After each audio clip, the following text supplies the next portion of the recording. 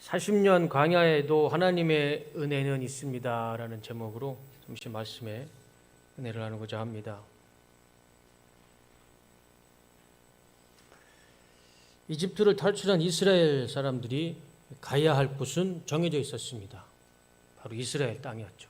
하나님의 약속의 땅 가나안. 바로 가면 한 달이면 갈 겁니다. 그렇지만 하나님은 바로 이스라엘 땅에 보내지 않으시고 어디에 머물게 하시죠? 광야에서, 그것도 시내 광야에서 머물게 하십니다. 저도 이 광야를 가봤지만 아마 우리 성도님들 중에 또 성지순례를 다녀오시면서 시내 광야를 아마 가보신 분도 계실 거라 생각을 해요. 가보신 분은 아시겠지만 거기는 사람 살 곳이 아닙니다. 절대 거기 만만한 곳이 아니에요. 그냥 만만하게 들어갔다가는 거기는 그냥 죽음밖에 없는 땅입니다.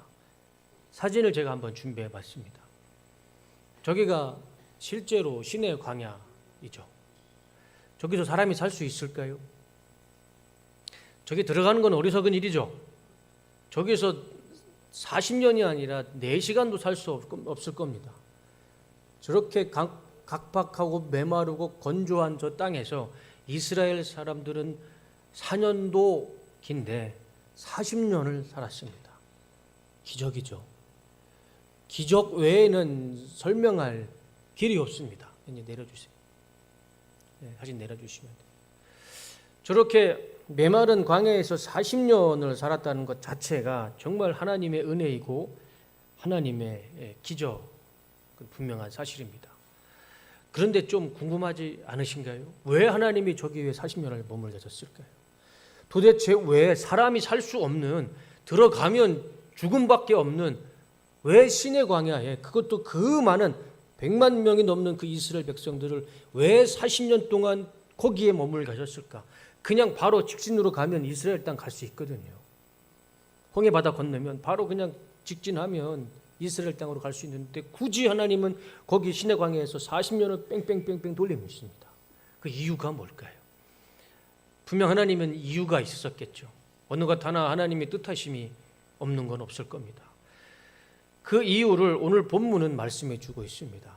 모세는요 3가지 이유를 말씀해 줍니다. 이 3가지 이유 때문에 하나님은 이스라엘 사람들을 광야에서 40년 머물게 하셨습니다. 그 이유가 우리에게 참 은혜가 돼요. 그래서 그 3가지를 설교 시간에 이 시간에 말씀드리고 설교를 마치고자 합니다. 첫 번째는 광야 40년은 한 세대가 바뀌는 시간이었습니다. 이 40년이라는 세월은요 한 시대가 바뀌는 시간이었습니다.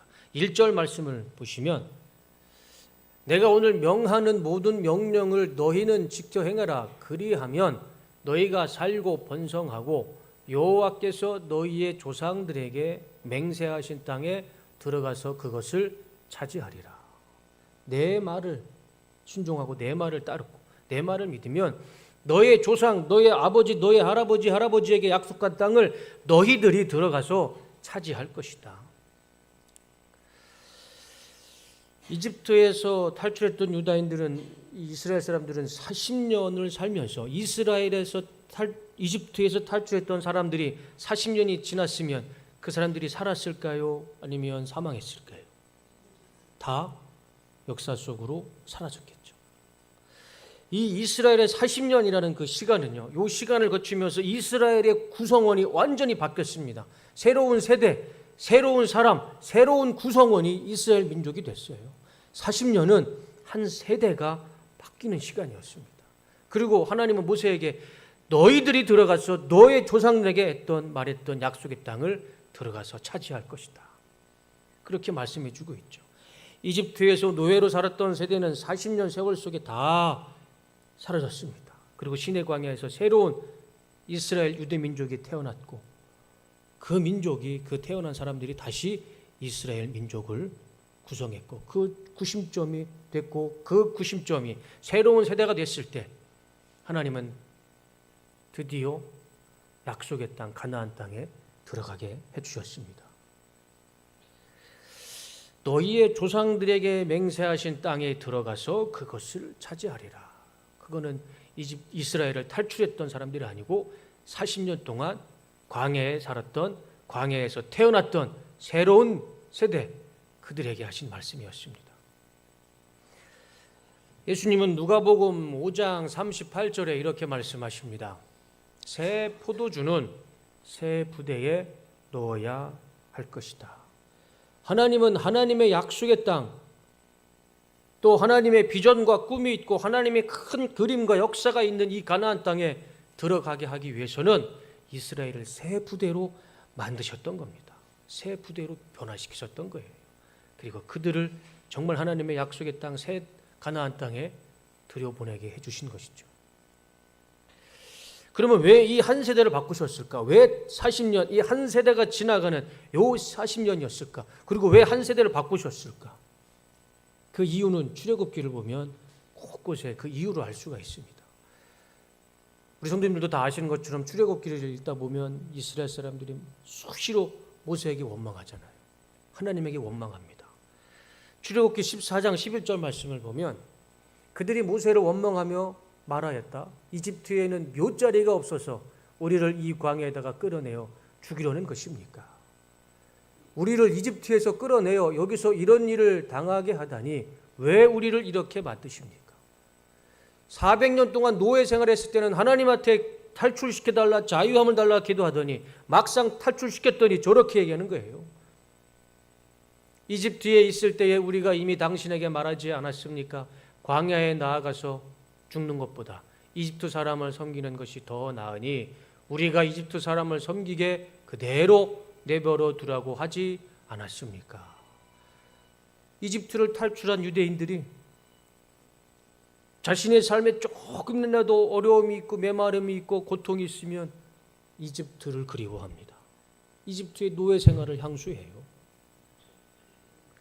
그런 이집트를 생각하고 이집트를 그리워하는 이 이스라엘 사람들을 하나님의 약속의 땅 가나안 땅에 들여보낸들, 그 사람들이 들어간들 하나님의 말씀을 순종할 수 있을까?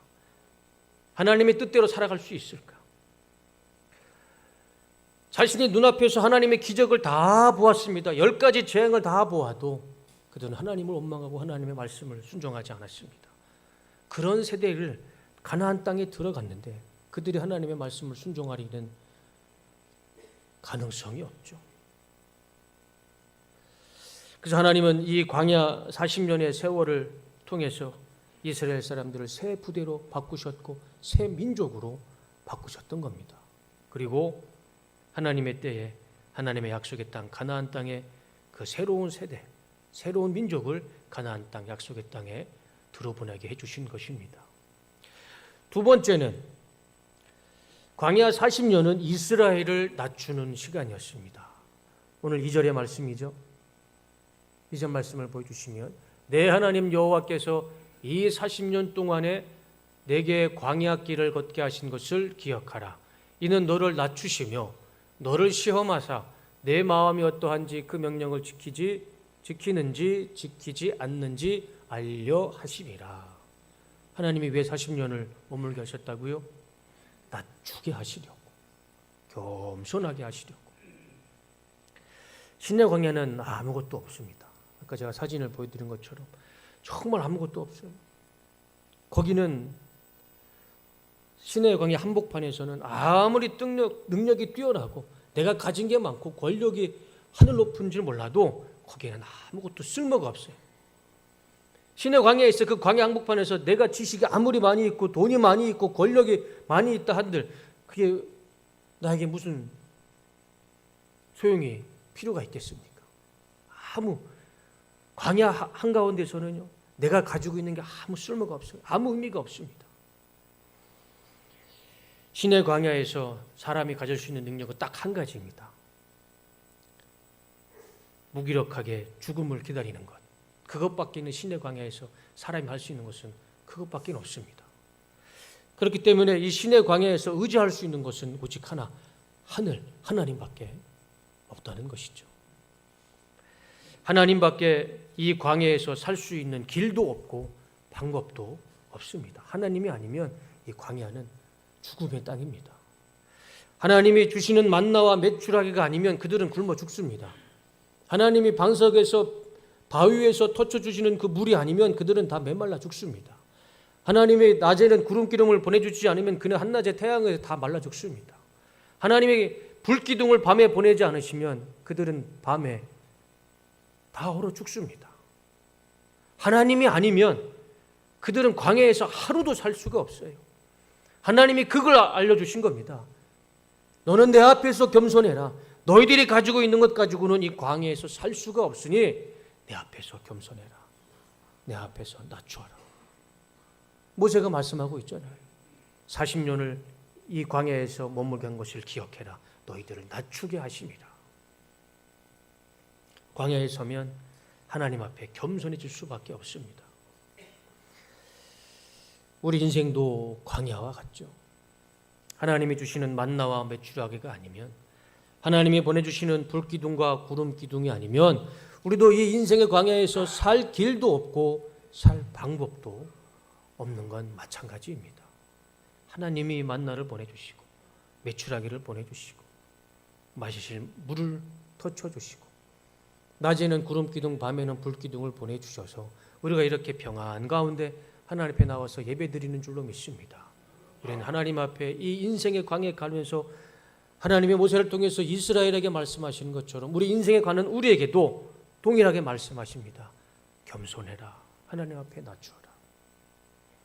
지금 내 삶이 시내 광야처럼 아무것도 없고 보이지 않고 메마른 인생의 길을 걸어가고 있다면 그건 하나님의 분명한 사인이고 하나님의 분명한 뜻일 겁니다. 내 앞에서 겸손해라. 낮추어라. 내 힘으로 살 수 없습니다. 내 능력으로 살 수 없어요. 이 인생 광야에서 아무것도 할 수 없는 내 능력 없이 살 수 없지만 하나님께 겸손하고 하나님 앞에 낮추었을 때 하나님은 때에 따라 만나를 보내주시고 메추라기를 보내주시고 메마르지 않는 물을 보내주시고 구름기둥과 불기둥을 때에 따라 우리에게 보내주실 줄로 믿습니다. 그럴 때에 우리도 이스라엘처럼 하나님의 약속의 땅, 우리가 가야 할 본향 그 땅에 안전하게 도착할 수 있으리라 믿습니다. 기독교 교리를 정리한 이 로마의 교부가 있습니다. 기독교 역사를 공부하다 보면 그런 말을 합니다. 예수님이 기독교를 시작하셨고 바울이 정리했고 이 어거스틴이 교리를 정리했다. 그만큼 이 어거스틴이 우리 기독교의 기본적인 교리를 잘 정리한 사람입니다.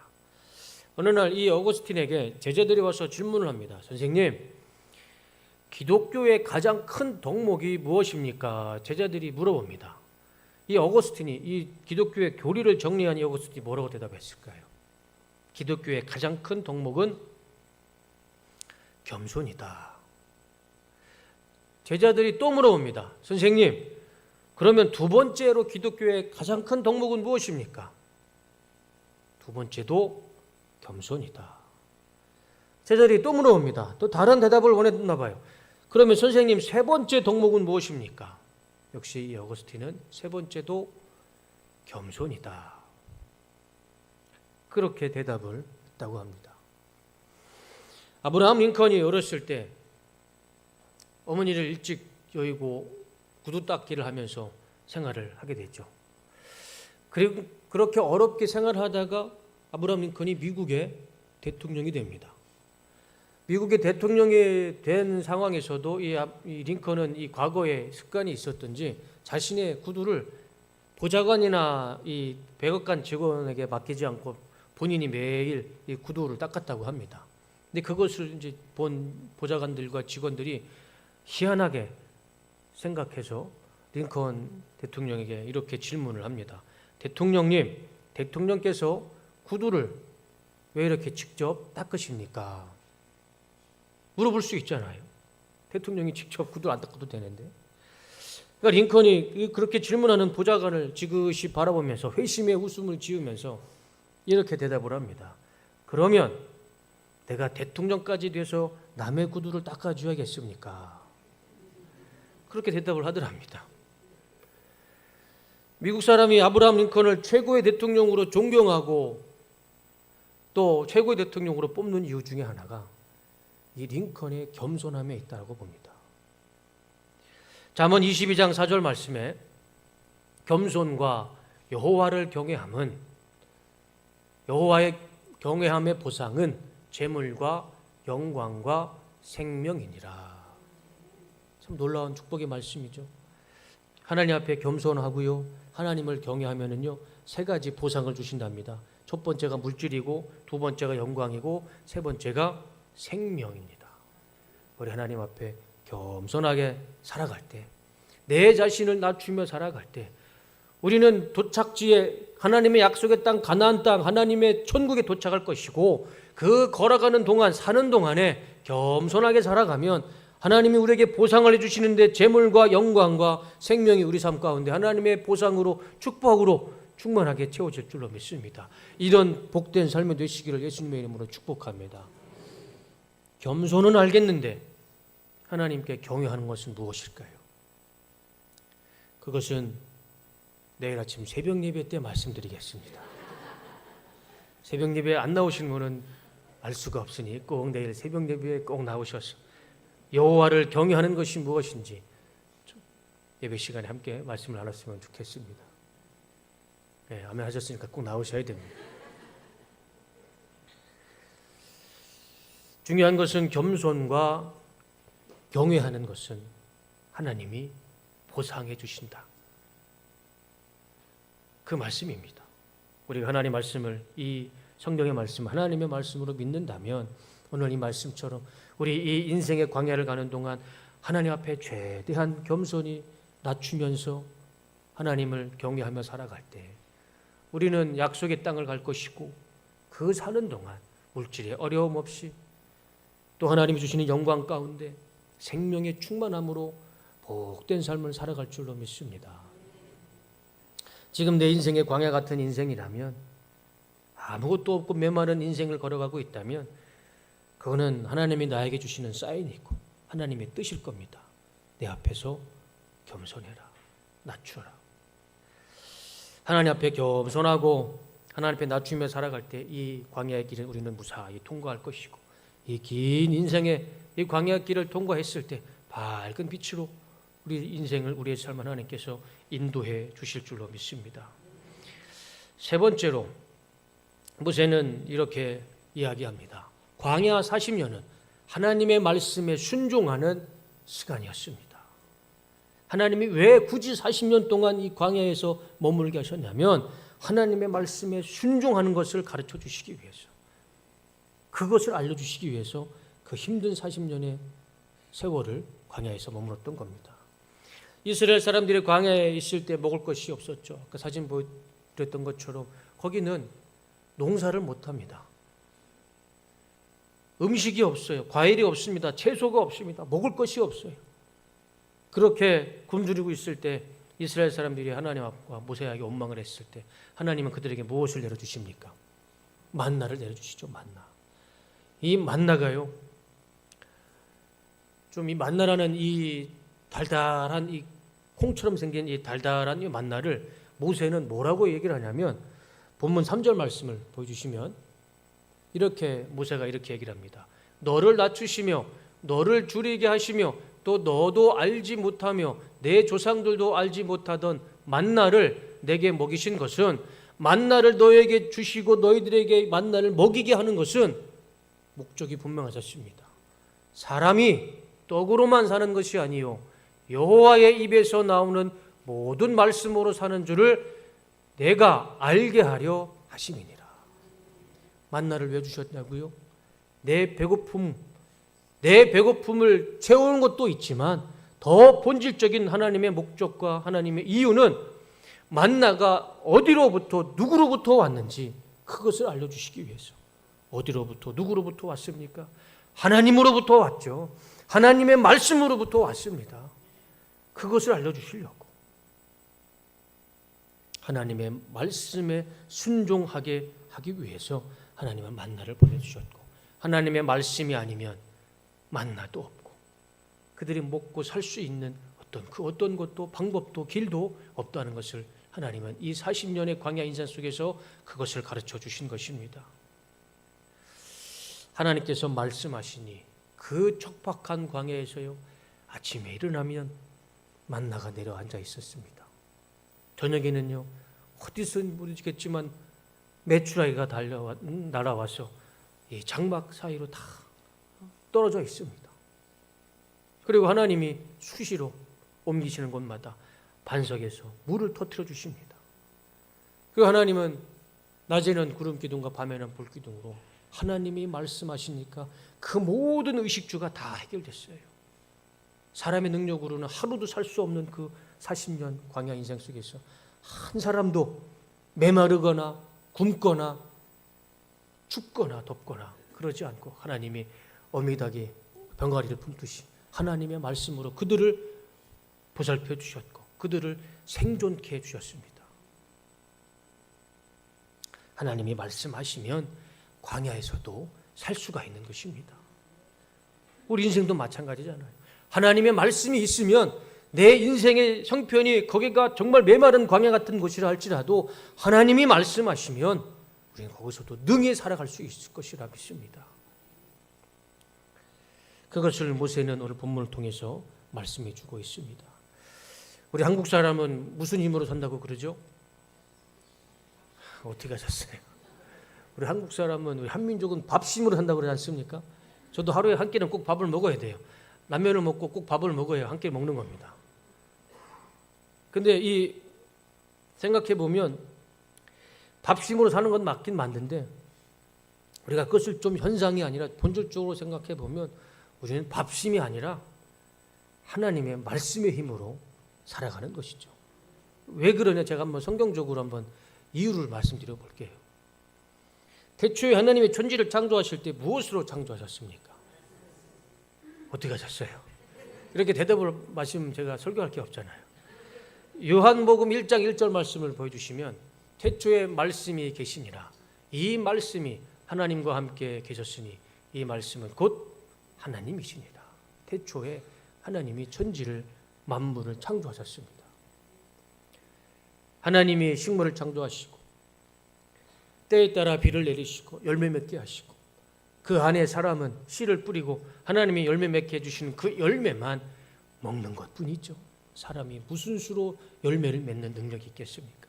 다 하나님 말씀 가운데 식물이 자라고 열매를 맺고 살고 죽고 다 하나님 말씀 가운데 창조하신 이 창조 질서 안에 그 어느 것 하나도 나아갈 수가 없죠.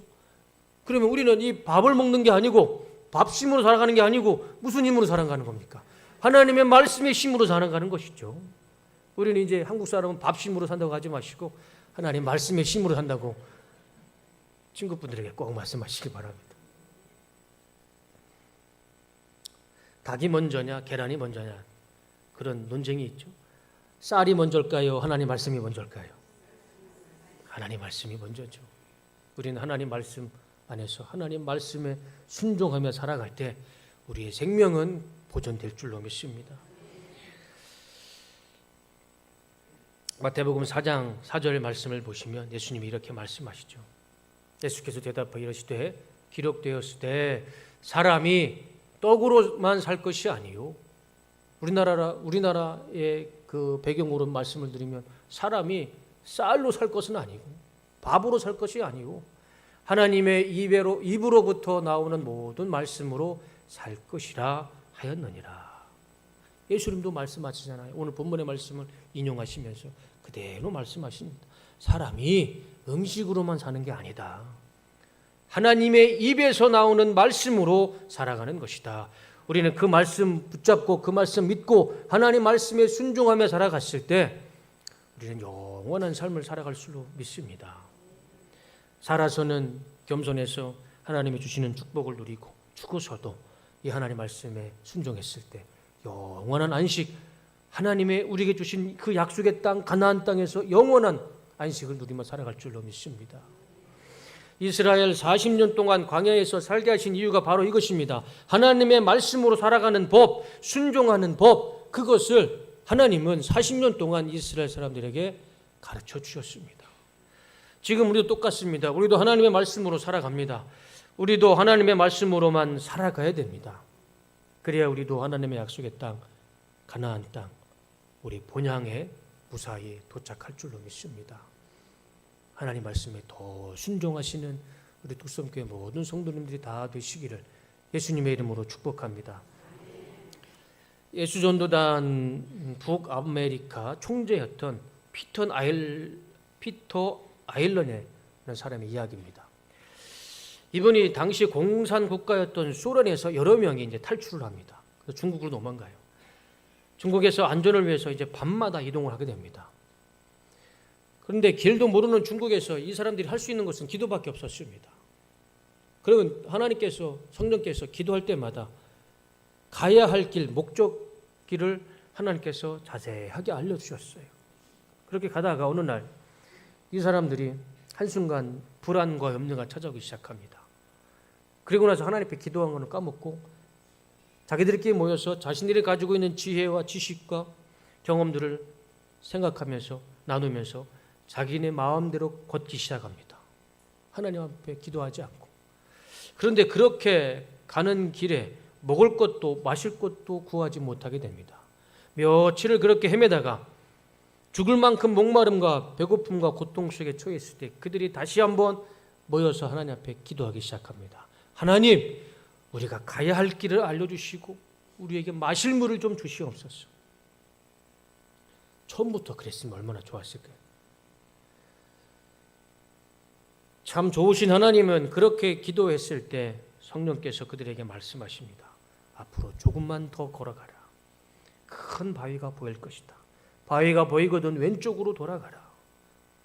그 말씀을 주시는 겁니다. 그래서 그들이 그 성령님의 말씀을 듣고 그대로 순종합니다. 앞으로 갔더니 큰 바위가 있었고 왼쪽으로 돌아갔더니 갈대숲이 보였습니다.